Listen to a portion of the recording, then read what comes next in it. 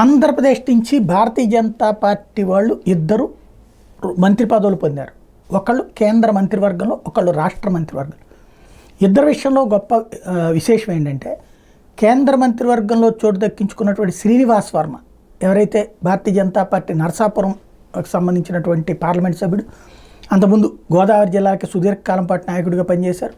ఆ తర్వాత ఆయన మొన్న ఎంపీ సీట్ దక్కించుకోవడం అనూహ్యమైతే ఆ తర్వాత ఆ సీటు వెనక్కి తీసుకోవడానికి చేసిన ప్రయత్నం కూడా అవలేదు. అధినాయకత్వం ఆయన వెంటే ఉంది. ఆయన విజయం సాధించడం ఒక ఎత్తు, ఏకంగా కేంద్రంలో మంత్రివర్గం.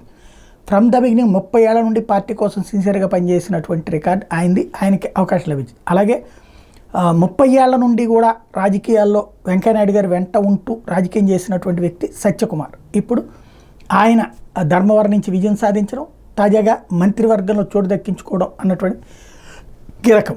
ఏబీవీపీ నుంచి విద్యార్థి సంఘ నాయకుడిగా, ఆ తర్వాత భారతీయ జనతా పార్టీలో సుదీర్ఘకాలం పాటు సాగి జాతీయ కార్యదర్శి హోదాలో ఉన్నటువంటి సత్యకుమార్ అంటే పార్టీని నమ్ముకున్న కార్యకర్తలైనటువంటి వాళ్ళు నాయకులుగా ఎదగడానికి అవకాశం కల్పించింది భారతీయ జనతా పార్టీ.